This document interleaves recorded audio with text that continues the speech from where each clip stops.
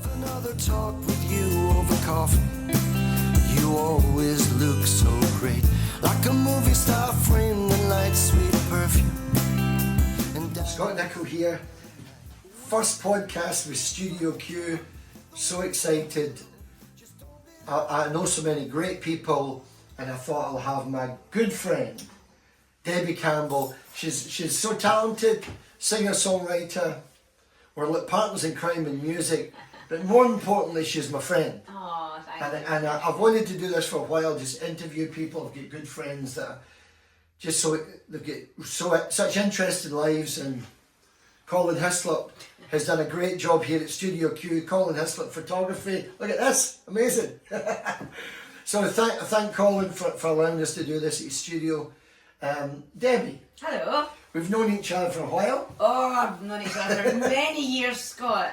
Some would say too many years. Yes. I'm only joking. So we've had a few good adventures in music. We have had some real adventures, Scott. And we write together. I play guitar for Debbie, and we're going to speak about Robert as well, who's Debbie's partner, great lyricist. But how did you what was your starting point into music? Before we talk about the albums. Well, I was really shy at school, Scott, and Never. I was really shy, and I was the only person in primary school not to get into the choir. So I grew up not thinking much about music, didn't think I could sing, and it was not till years later folk would say, "You've got a nice voice," and I'd say, "Have I?"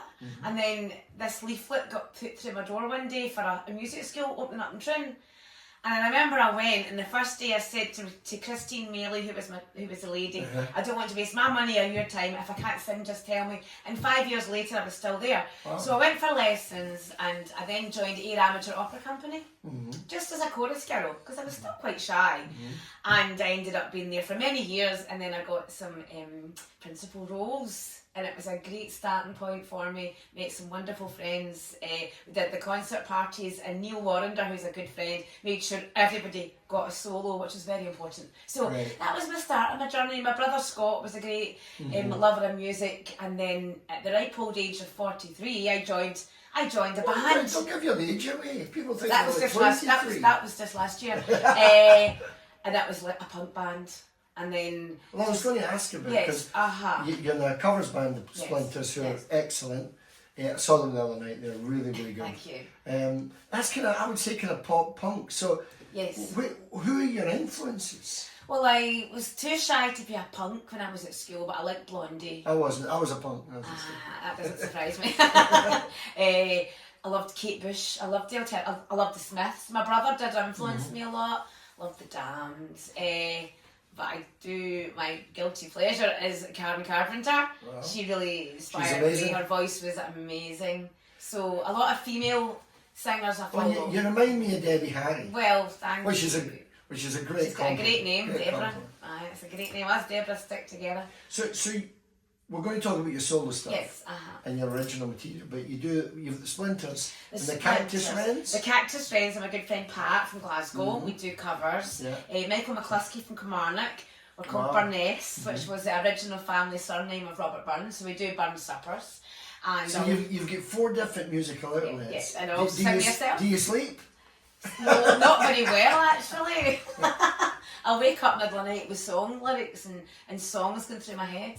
So what I want to focus on today is your new album, but before we get there, correct me if I'm right, was it 2023? Correct. 21st of October 2023. So I got it right. So you did, I say we because I was involved in it, but About Time. Do you want to tell just a little bit about that? Because that was your debut album. It was, but I never thought I would have an album. My partner Robert wrote these lyrics for a song called Eternally.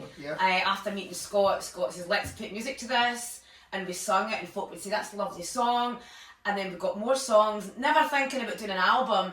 And with your constant nagging, Scott, I eventually took the belief and we recorded it with Brian McDonald at Dramatic Studios. Shout out to Brian. Yeah, Brian, great. For those of you who would recognise the name McDonald Brothers, he's one of them.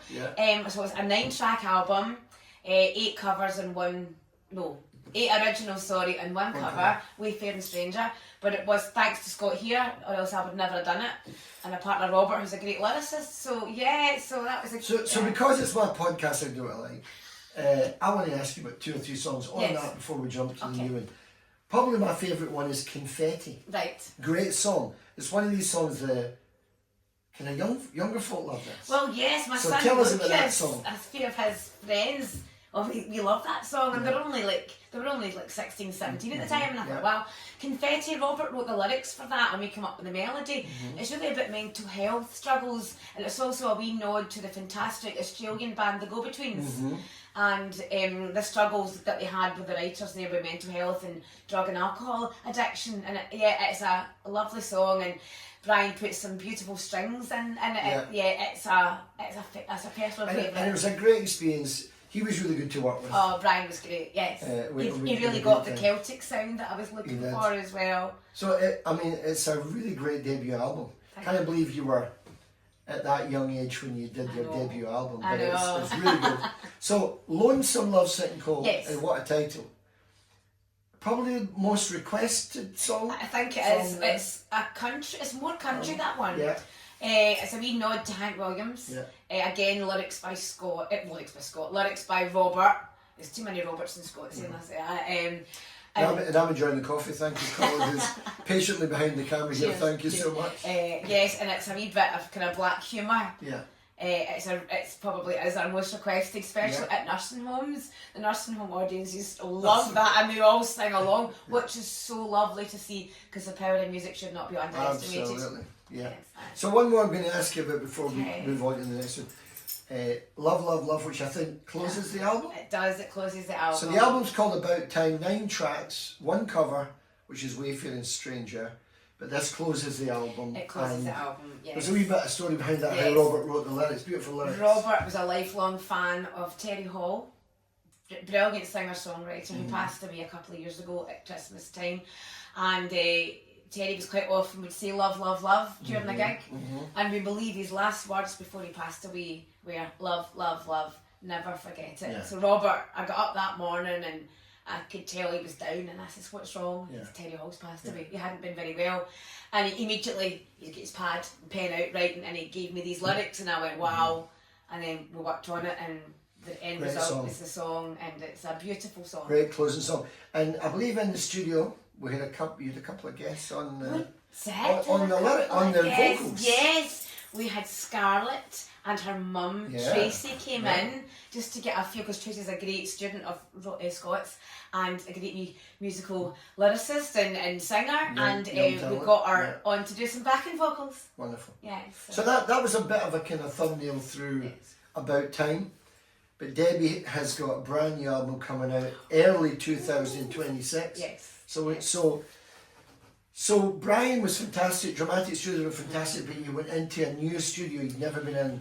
New studio. So you want to talk about Sam? Yes, Sam Gallagher from SG Productions and Campus Lang. Obviously you'd worked with him before. Great guy, shout out to Sam. Yes, hi Sam, if you're watching. Brian was great, but he couldn't do the second album for other various reasons, so we hunted for a new producer, and you had said it was Sam, and I'd heard his work before, and I thought, let's go for it, and instantly I knew, I want to work with you. So the album is coming out hopefully early next year, which is not far really. So how many tracks are on it?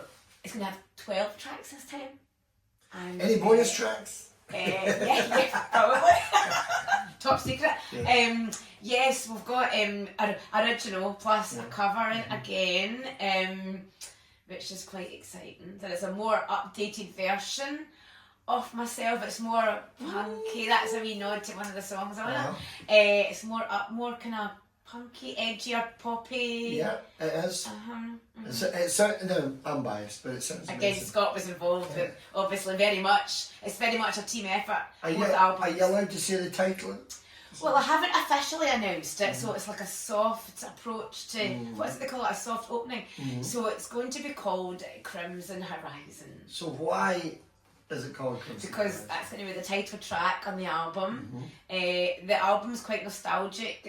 It's a journey through your musical past. The youth, going up to Glasgow features quite heavily in the album. Obviously, it's such a musical town, and it's a wee trip through time and looking back on your youth and looking forward, and how the sun always rises and the sun always sets. And Crimson Horizon, Robert wrote the lyrics for it, and it's Great just song. a nostalgic trip. It's brilliant. Great. So you had a couple of guests on the album, apart from me. Hopefully that was a guest. You are the biggest guest. The biggest guest? No, guest. So, there's one Marlene Nicol. Yes, I don't know I know the name Nicol, but I can't quite place it. I think she might be related to you, Scott. I think she might be Hopefully. Mrs. Scott Nicol. Yes. Yes, Marlene, Scott's wife. Great musician, a very humble person. Absolutely. She plays a mean harmonica. She does. So I managed to nag her to play harmonica on the first album on a track. Mm-hmm. And I Beyond wrote Belief? Beyond Was it? Belief, yes, Yeah, which yeah. was written, the lyrics written by a good friend of ours, Alec Frew. And I wanted her to feature again on the second album. So when I asked her at first, she was like, oh, you don't want me, you don't want me. But I did. What track was it called? It is called Yet to Meet. And another good friend of yours, Martin Stephen Mark Jones. Stephen Jones. From, I must say, Celtic Music Radio, who have been so supportive Yeah, they're a great radio of your station. music, my music, and so many people. So I want to give a shout out. If you haven't listened to Celtic Music Radio, guys, please switch it on. It's a great radio station for people like myself and you, people who don't who would never get a chance to play on the big stations. This is traditional grassroots independent musicians get a chance to have their music say we would played. never get a chance to play the Well, best. yeah, Yeah, hopefully. no, well, you know, I know what you know, mean. yeah, I'm joking. Do you know there's 100,000 new songs get dropped on Spotify every single day, so it's so hard for musicians I know. like ourselves Yeah. to be heard, to be seen. So Celtic Music Radio are become Yeah, great friends. shout out to Celtic Music Radio. Martin Stephen Jones is a DJ on the show, and I listen to his show every Wednesday night, and he's also a great musician. And I thought, let's invite Martin. So Martin came along. Absolutely. He actually does backing tracks on 2 of the songs And he's superb. plays a bit of guitar. Superb. So thanks to Martin for doing that. Yes. Yeah. No, and they've been so supportive of our music. And there's also another 2 people I'd like to mention as well. Mythian and her mum, who were Amazing. also they were Sisters. they were doing backing vocals, and especially Mythian, who was featured in one of the songs called Forever Sisters. Yes. It's about the Great Fire of Ayr, which happened in 1876, 150 years ago. Next year, Wow. in Ayr, the Templeton's Carpet Factory And we had a am I horrendous right? fire. We are possibly playing at something. Possibly, it's not been Next confirmed week, yet, okay. but yes, we're hoping to have some sort of official Connected with it, plaque to commemorate, or not to commemorate, it's maybe the right word, but for the anniversary of the Great Fire of Ayr. And Mythian Perry she was 12 at the time, I believe. She recorded the vocals. She was. And that's the same age as Maggie Mitchell, Youngest. who's mentioned Yeah. in the song, who also died. The youngest person to die in that fire was 11 years old. So it's a nice track. So it's a sad story, but it's a great song. Yes. Great song. And thank you to Mithy and her mum. Yes. And Marlene. And Marlene, we love Marlene. Vocals. Yeah, backing Marlene vocals. So and what were the harmonica. artwork? Who designed the artwork for Well, I mentioned my brother Scott. He was a great not a musician as such, but he loved music, and he really shaped my musical journey. And Scott's best friend at school was called Alistair Fitchett, and Alistair was also into his music. And Alistair lives in England now, but he always keeps in touch with me. My brother Scott died in a car accident aged 23, which was devastating at the time. Obviously, he was my hero, but Alistair always kept in touch. And Alistair's now retired, but he was an art teacher. And it was something my partner Robert said about the artwork. Why not get an artist or something quirky? And I thought, I know the very person I'm going to ask, Alistair, who was Scott's best friend. And Alistair's a great artist, and he'd had his own record label for a while as well. He knows a lot of musicians. And I asked him to design something for me. So the artwork is a beautiful, I think it's called lino art. It's a linograph art. Lionel Richie.